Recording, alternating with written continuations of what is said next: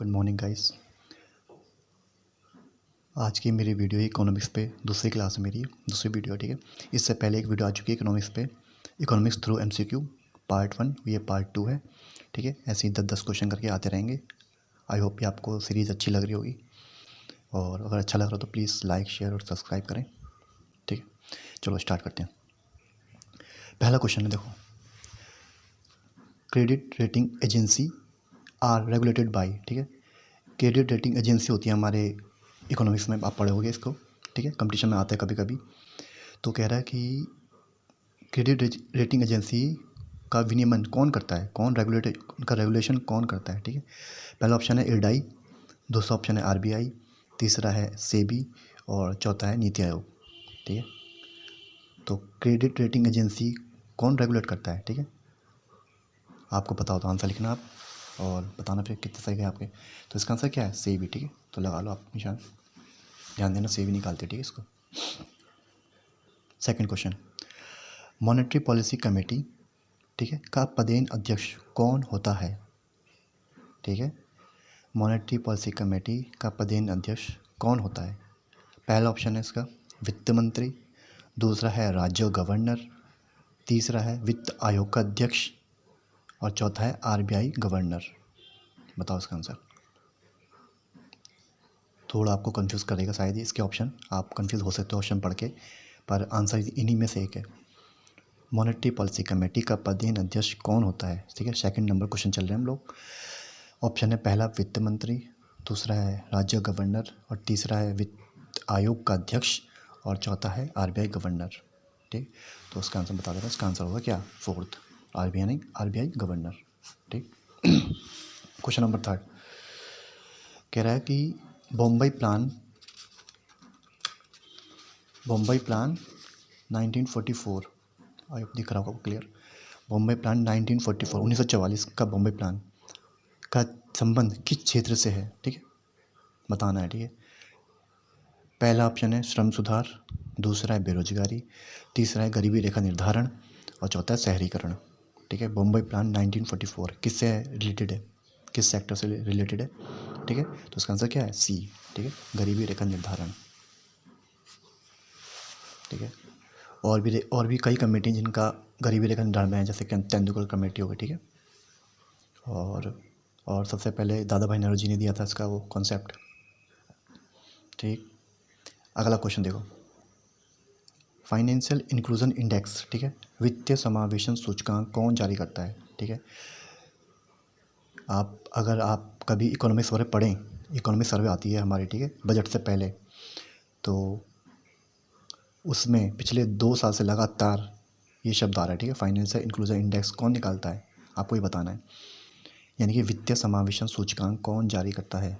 पहला नीति आयोग, दूसरा आरबीआई, तीसरा वित्त मंत्रालय, चौथा आईएमएफ यानी कि इंटरनेशनल मॉनेटरी फंड, ठीक है। बताओ उसका आंसर क्या होगा, फाइनेंशियल इंक्लूजन इंडेक्स कौन जारी करेगा इसको।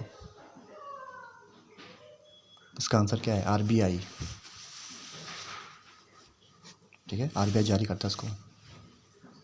क्वेश्चन फोर्थ हो गए, क्वेश्चन नंबर फिफ्थ, ठीक है। क्वेश्चन नंबर फिफ्थ देखो आप,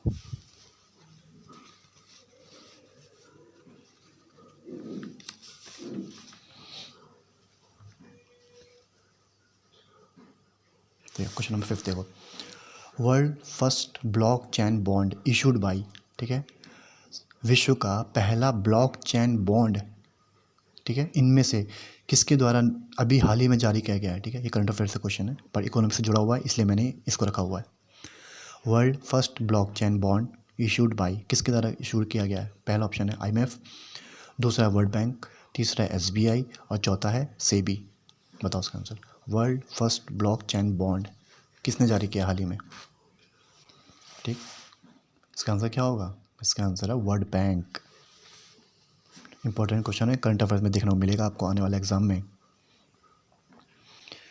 question number sixth, i-core, ICOR, ठीक है, आईकोर का पूर्ण रूप क्या है, यानी कि फुल फॉर्म क्या है इसकी।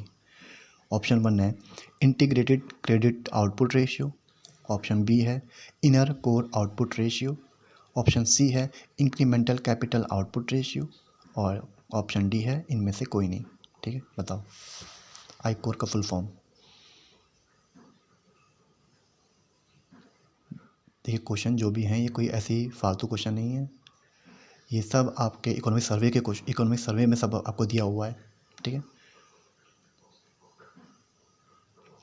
इनका जिक्र हर साल होता है आईकोर का। ठीक है, आईकोर हुआ, अभी पीछे जो इंडेक्स बताए मैंने आपको, या इससे पहले जो सीरीज़ लाई थी उसमें जो क्वेश्चन बताए, कोई फालतू जगह से क्वेश्चन नहीं उठाए हैं, सब सब ऑथेंटिक जगह से ही क्वेश्चन उठाए गए हैं रिसर्च के बाद। ठीक है, उनको पढ़ा गया है, उनको समझा गया है, तब आपको बताया गया है।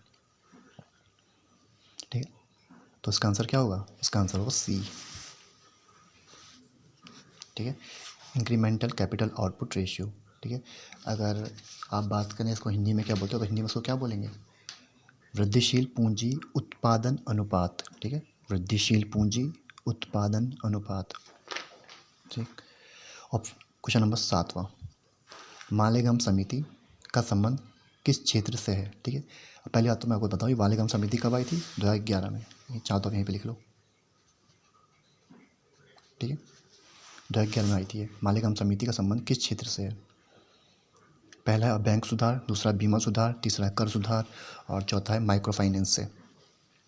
बताइए मालेगाम समिति,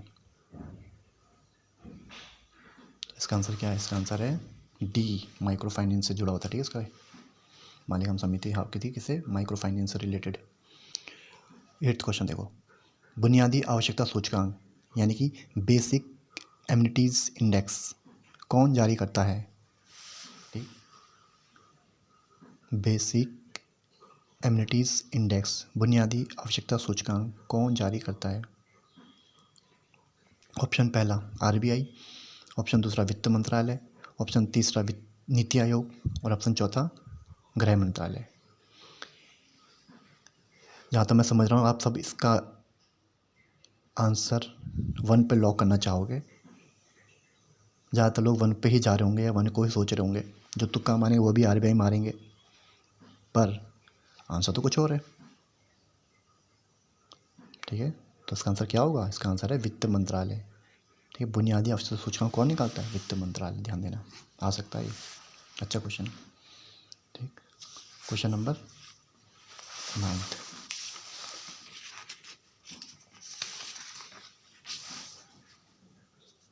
question number 9th important question है। ये आपको यूजीसी नेट में मिल जाएगा, नेट के एग्ज़ाम्स में, और बाकी जो आप कॉलेज में एग्ज़ाम देते हो उसमें भी मिल सकता है, इकोनॉमिक्स में अगर किसी के पास सब्जेक्ट है तो, बीए एमए दोनों में मिल जाएगा। कह रहा है फिलिप कर्व किसके बीच के संबंध को दर्शाता है? ठीक है, फिलिप कर्व किसके बीच के संबंध को दर्शाता है?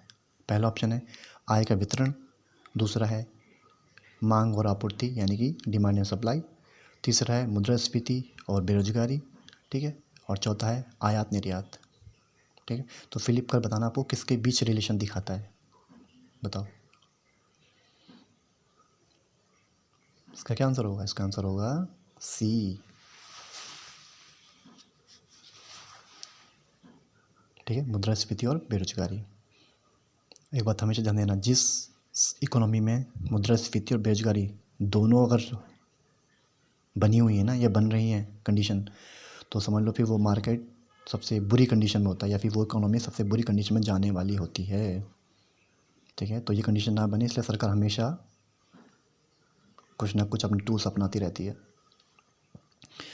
क्वेश्चन नंबर 10th, किस राज्य ने वर्ष 2021 और 2022 के दौरान सबसे अधिक एफडीआई प्राप्त किया? ठीक है, किस राज्य ने वर्ष 2021 और 22 के दौरान सबसे अधिक एफडीआई प्राप्त किया? एफडीआई मतलब क्या? फॉरेन डायरेक्ट इन्वेस्टमेंट, विदेशी प्रत्यक्ष निवेश प्राप्त किया सबसे ज़्यादा किसने? ऑप्शन नंबर 1 है Maharashtra, option number 2 Gujarat, option number 3 Karnataka, option number D Madhya Pradesh. बताइए, जहाँ तक मैं समझ पा रहा हूँ आप लोग पक्का इसका आंसर या तो महाराष्ट्र सोच रहे होंगे मन में, या फिर गुजरात सोच रहे होंगे मन में। ठीक है, आई एम श्योर आप पक्का इसका आंसर या तो महाराष्ट्र लगाते या फिर गुजरात लगाते। अगर तुक्का मारने वाले हैं वो भी आप महाराष्ट्र सोचते हैं या फिर गुजरात सोचते, और जहाँ तक मैं समझ पा रहा हूँ ज़्यादातर लोग गुजरात पे जाते, पर इन दोनों में से इसका आंसर नहीं है। बताओ कौन सा ऑप्शन होगा इसका? ठीक है, तो सबसे ज़्यादा FDI 2122 में किसने प्राप्त किया है? कर्नाटक ने, ठीक है, ध्यान देना। सेकंड नंबर पे कौन है? महाराष्ट्र। थर्ड पे कौन है? दिल्ली, ठीक है। फर्स्ट पे कर्नाटक है, सेकंड पे है महाराष्ट्र, ठीक, और थर्ड पे है कौन? थर्ड पे है अपनी दिल्ली, ठीक है। ये भी देख लेना, काम आएगा आपके, ठीक है। आई होप तो ये सीरीज़ आपको अच्छी लगी होगी। Thank you.